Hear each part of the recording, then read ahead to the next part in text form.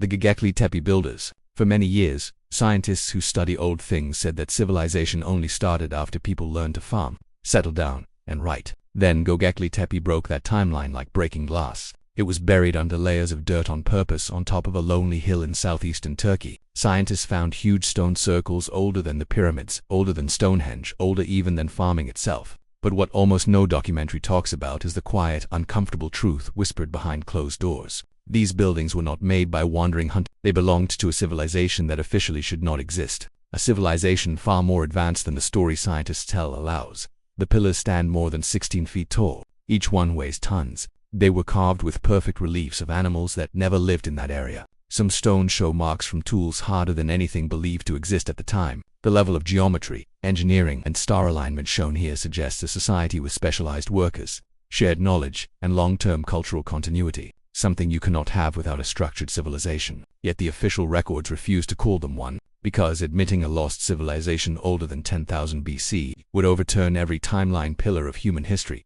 What made this discovery even more dangerous was the dating, when first radiocarbon tests showed Göbekli Tepe to be over 11,600 years old, the exact date of the Younger Dryas catastrophe, a sudden global freeze. Funding mysteriously dried up. Several research teams reported being redirected, replaced, or sidelined. One German archaeologist publicly complained that certain findings were not allowed to be interpreted. He died shortly after, and multiple unpublished papers vanished from university files. Witnesses from early digs reported underground chambers filled with obsidian tools, polished stone vessels, and carvings showing constellations out of sequence with the sky of 10,000 BC.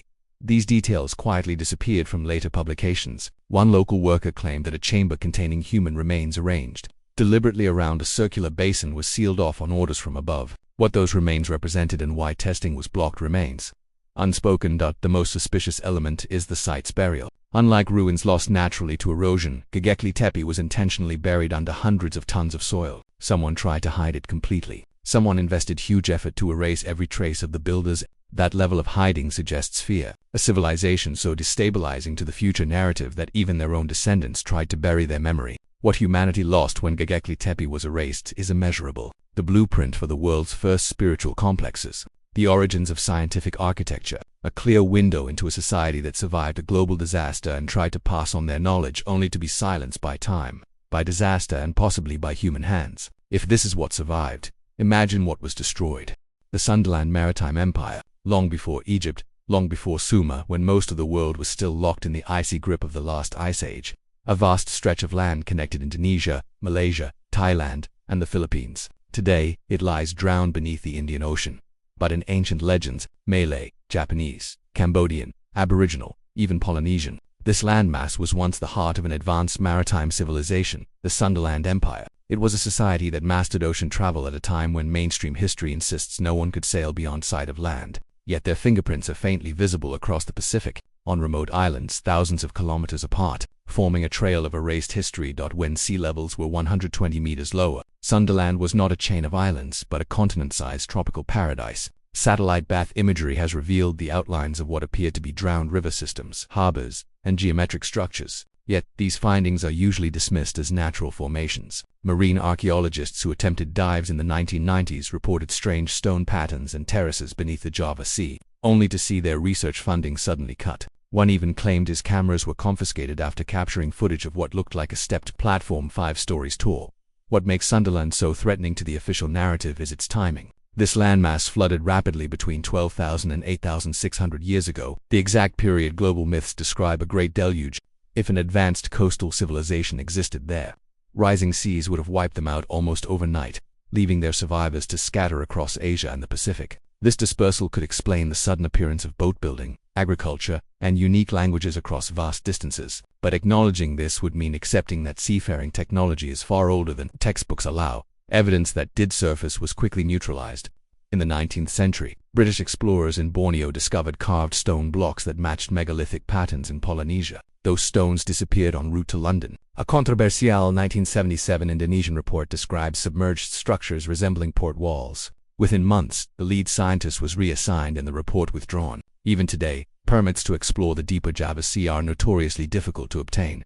The implications were enormous. If Sunderland mastered long-distance navigation, they could have connected cultures across oceans millennia before history officially began. This threatens the idea that civilization began in the Middle East. It threatens national narratives. It threatens academic careers built on old timelines. And so the Sunderland Empire became a dangerous idea. Too old, too advanced, too interconnected. What humanity lost is unimaginable. Early maps of the Pacific, methods of monsoon navigation, knowledge of rising seas, and a cultural network stretching across half the world. Sunderland was a civilization that rose with the ocean and was erased by it. But echoes of their world still linger in myths, languages, and the silence of the drowned continent beneath the waves.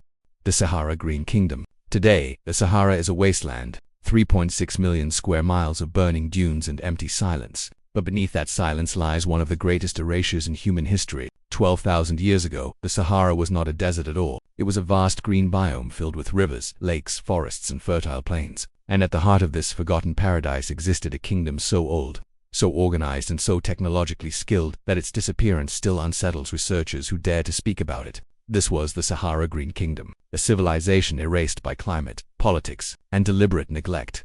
When satellite LiDAR scans were first conducted in the early 2000s, they revealed shocking anomalies: buried riverbeds the size of the Nile, rectangular foundations stretching for kilometers, and circular structures eerily similar to fortified settlement patterns in prehistoric Europe.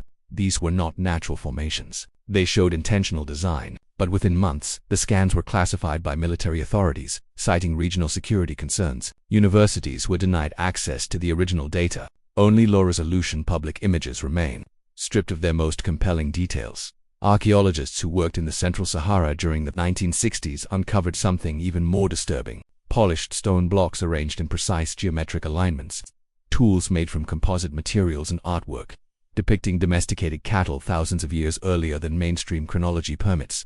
But after political shifts across North Africa, several dig sites were placed off, warehouses storing artifacts were accidentally burned, reports were sealed or rewritten. What little survived was quietly dismissed as misdated or misunderstood. The kingdom's reach likely extended from modern-day Algeria deep into Chad and Niger. Early explorers described massive stone enclosures half buried in sand with walls so perfectly cut that they fit together without mortar. One French geologist in 1933 reported finding a 40-meter-long canal system, straight, leveled, engineered. His official notes vanished, and his memoir was pulled from print shortly after its release. The real threat posed by the Sahara Green Kingdom is chronological.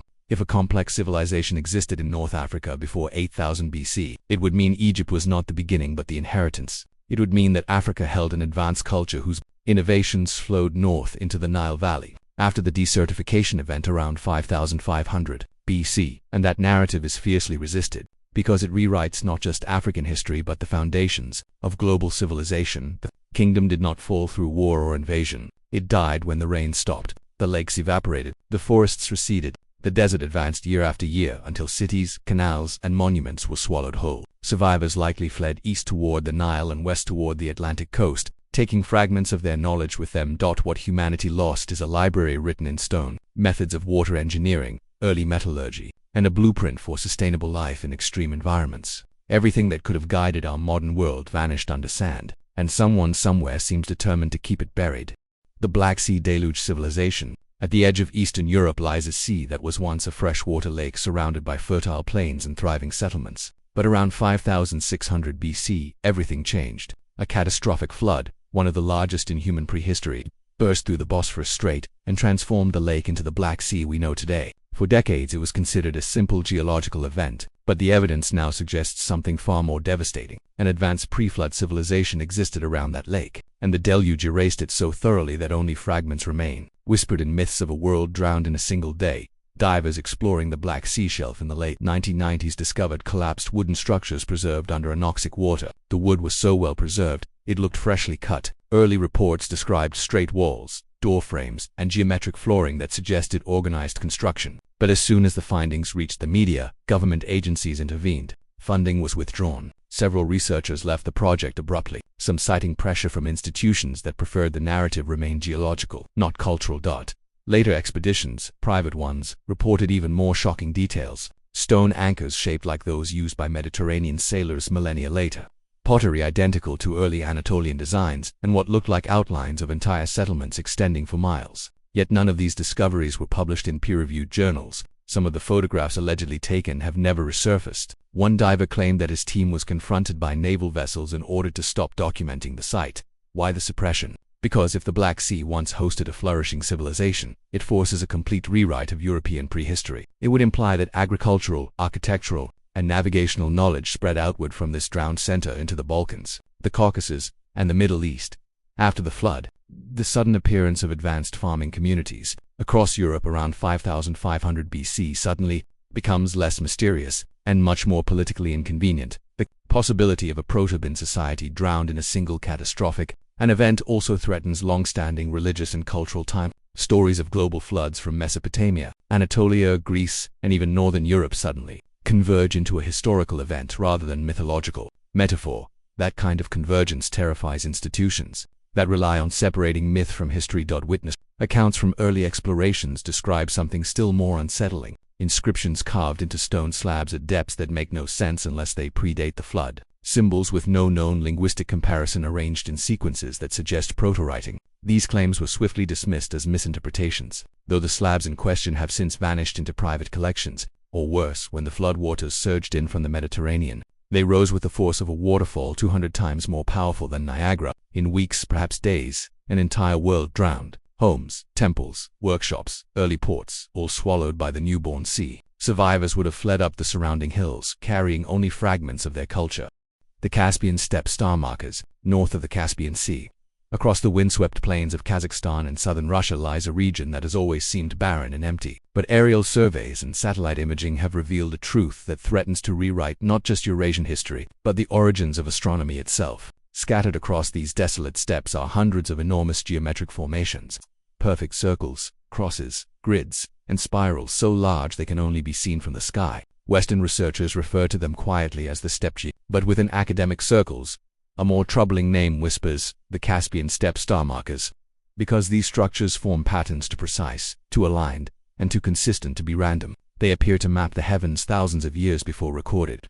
Astronomy supposedly began. When the first images emerged in 2007, researchers were stunned. Some figures stretched over 400 feet, constructed from earth, stone, and packed clay. Their mathematical symmetry rivaled the Nazca lines, yet they were far older, some estimates placing them between 10,000 and 12,000 years old. But almost immediately, the narrative shifted. Russian authorities denied access to several sites, declaring them military zones. The universities that tried to investigate found their permits revoked. One geologist who published preliminary data later retracted his own paper without explanation. The reasons became clear. These geoglyphs were not the work of nomadic herders. They were signatures of an advanced organized society that officially should not exist. Local legends speak of skywatchers who measured seasons, tracked celestial cycles, and built earthworks to mirror the constellations. Some formations align precisely with the solstices and equinoxes, their angles matching stellar positions from millennia earlier, but the moment these alignments were mentioned publicly, they were dismissed as coincidence. When a team attempted to excavate beneath one of the largest structures, they reportedly discovered charcoal layers and stone tools unlike any known culture in the region. Their research was halted. Samples disappeared from the laboratory. One archaeologist involved claimed, before resigning, that they had uncovered evidence of an early scientific class. Why would such a discovery be threatening? Because the accepted timeline places advanced astronomy in Babylon and Egypt, not the steppes of Central Asia. Admitting an earlier scientific civilization would disrupt national histories across the region. It would undermine academic hierarchies built on assigning technological firsts to specific cultures, and it would force historians to confront the uncomfortable truth that humanity has risen to scientific heights and fallen far more times than we admit. The final blow came when independent researchers used the surviving geoglyph data to reconstruct the larger pattern. Many formations appeared to map the precession of the equinoxes, a cycle so complex it requires centuries of accumulated observation. This implied continuity, planning, knowledge passed across generations. In other words, civilization. What humanity lost when the star markers vanished was the world's earliest astronomical school, a culture that understood the heavens with a precision we only regained thousands of years later. Their cities, their instruments, their knowledge, all erased by time, politics, and the quiet machinery of suppression. The Indus pre-urban culture, the Indus Valley civilization, Harappa, Mohenjo-daro, Dolafida, is often described as one of the earliest great urban societies. But the truth is far older, far deeper, and far more unsettling. Beneath the cities we know, beneath the layers of rivers, silt, and abandoned streets, lie the ruins of a civilization that predates them by thousands of years. It is rarely mentioned in textbooks, barely acknowledged in academic journals, and almost never discussed publicly. Yet, the signs are undeniable. The Indus pre-urban culture was not just older than her, it may have been the blueprint that her inherited. The first cracks in the official narrative appeared in the 1960s when archaeologists drilling beneath Mohenjo-Daro found fired bricks at depths that should not have contained human habitation at all. The deeper they dug, the more advanced the structures became. Not cruder, not simpler, more precise. Bricks were uniform, drainage systems more elaborate. Pottery fragments showed intricate patterns predating the established timeline by at least 2,000 years. Instead of rewriting the history books, the findings were quietly buried literally and academically. Then the 1980s. Indian researchers conducting deep core drills along the ancient Saraswati riverbed found evidence of urban planning older than the river's collapse. Wide roads aligned to cardinal directions, foundations of what appeared to be granaries, and a complex water management system far beyond the capabilities of supposed pre-urban societies. But the moment the results threatened the standardized Hindu, Pakistani, and Western archaeological frameworks, funding evaporated. The riverbed excavations were halted. Reports were classified under sensitive cultural material. What emerged from later independent digs was even more shocking. Beneath Harappa, several layers of settlement showed signs of catastrophic destruction.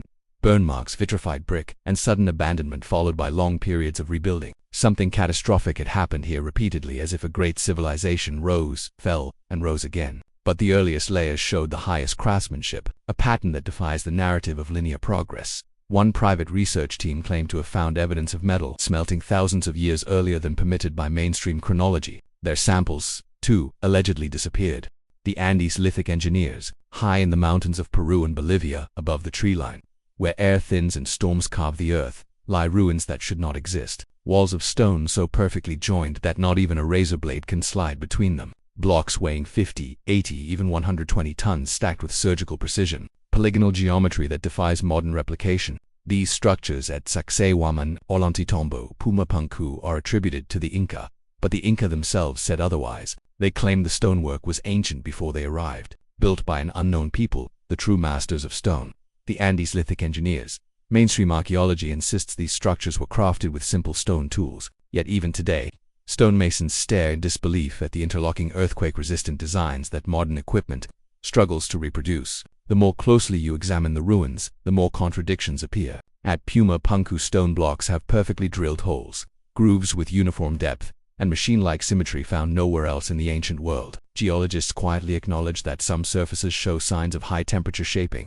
possibly heat-assisted stone softening, techniques supposedly impossible before the industrial age. In the 1920s, German researcher Arthur Poznansky argued that the oldest layers of Tiwanaku were over 15,000 years old, based on stellar alignments. His findings were ridiculed, then ignored, then quietly locked away. When later researchers attempted to revisit his astronomical analysis, they were denied permits to conduct nighttime surveys. Even today, certain portions of Tiwanaku remain off-limits to independent researchers, because if the oldest stonework predates the Inca by millennia, it suggests a civilization that rose long before the accepted beginning of South American history. In 1997, Peruvian archaeologists uncovered finely cut stone tunnels beneath tunnels that descended far deeper than the Inca construction layers. The discovery was announced briefly, then abruptly withdrawn. Teams were reassigned, the tunnels sealed. Whistleblowers inside the project claimed that the lower chambers contained artifacts unlike anything attributed to known Andean cultures, including metal alloys that did not match historical metallurgy. Their claims were never investigated. The forgotten Nile Delta culture. Before the rise of the dynastic Egyptians, before the first pharaohs, before hieroglyphs, before the pyramids, there existed a civilization in the Nile Delta so old and so sophisticated that even early Egyptologists whispered about it in private letters. But this culture left behind something Egypt could not tolerate, a past older than itself. And so the forgotten Nile Delta culture was gradually suffocated under politics, nationalism, and a carefully curated archaeological narrative. The Delta is notoriously difficult to excavate. The annual Nile floods buried layer upon layer of ancient settlements beneath meters of silt. But in the late 19th and early 20th centuries, explorers uncovered artifacts from the Delta that should not exist in the pre-dynastic timeline. Finely carved stone bowls with machine-like symmetry, copper tools of purity and hardness far beyond what the era supposedly allowed, and basalt jars whose interiors were so smooth they appeared lathe-made. Some of these artifacts entered museums quietly, labeled cautiously as unattributed, while others vanished into private collections. One of the most troubling discoveries occurred in the 1930s when excavators near Tanis unearthed structures of megalithic stonework composed of blocks far larger than anything attributed to the earliest Egyptians. The stones showed erosion patterns consistent with construction thousands of years before the desertification of North Africa. Yet, when the team tried to publish their findings, the lead archaeologist was pressured to revise the dating. Shortly after the site was declared restricted and reclassified as religious ruins, all further investigation was halted. More evidence emerged from the Fayum Depression, where subterranean chambers filled with intricately carved artifacts were discovered beneath later strata. One chamber contained a stone vessel whose inner curvature matched the precision of modern engineering. Engineers consulted during the 1950s claimed the level of craftsmanship suggested advanced lathe technology or a method entirely unknown. The response from academic institutions was swift. The artifacts were reclassified as ritual objects and moved out of public display. The greatest threat to the established Egyptian narrative came from what researchers called protoglyphs, symbols etched into stone blocks found deep beneath the delta mud. These symbols resembled early hieroglyphs, but were more abstract, more mathematical, and far older than the earliest written Egyptian. The Doggerland Stone Network. Today, the North Sea appears empty, cold, gray, turbulent, but beneath those waves lies a drowned world, once connecting Britain to mainland Europe. This lost landscape is known as Doggerland, a vast stretch of fertile plains, forests, and river systems that thrived during the Mesolithic period. Officially, it was home to small nomadic tribes. Unofficially, according to suppressed research, classified sonar scans, and fishermen's forbidden trophies, it contains something far more remarkable: a network of megalithic structures older than stone, a civilization the world was never meant to remember. The first hints emerged in the 1930s, when trawlers began pulling up antler tools, polished stone axes, and worked timber far too advanced for the supposed timeline. But the breakthrough came in the early 2000s, when oil and gas companies mapped the seabed using high-resolution sonar. The scans revealed geometric stone patterns, long linear alignments, and circular formations buried beneath sediment, structures resembling causeways, enclosures, and large standing stones. Some formations stretched for kilometers. The public never saw these scans. They were classified under corporate confidentiality and security concerns.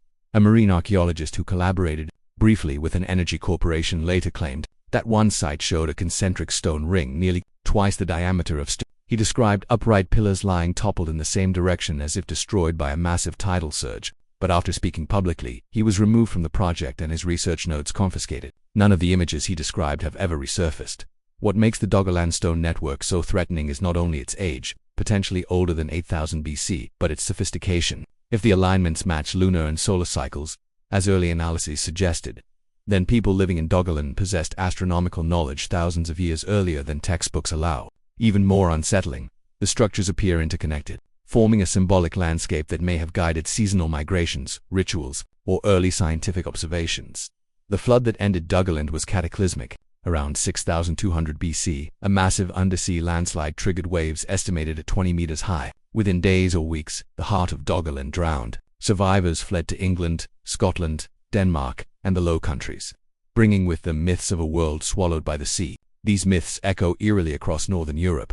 Tales of sunken kingdoms, drowned temples, and stone rings beneath the waves. Attempts to investigate Doggerland independently have faced relentless barriers. Governments claim the seabed is too dangerous to explore. Corporations refuse to release mapping data. Academic institutions dismiss the structures as geological coincidences even when stone tools are found embedded within them.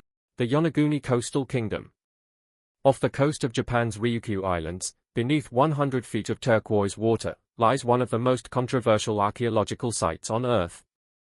Massive terrace platforms, geometric steps, perfectly straight walls, and megalithic blocks shaped with uncanny precision stretch across the seafloor. Officially, it is all dismissed as natural erosion. Unofficially, divers, geologists, and naval observers know a different truth.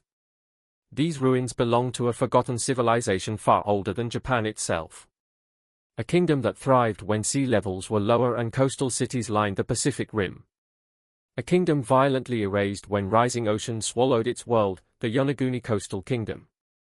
When the structure was first discovered in 1986, divers described terraces nearly 200 meters long with steps rising in perfect increments. Some walls formed right angles sharper than any natural formation could produce.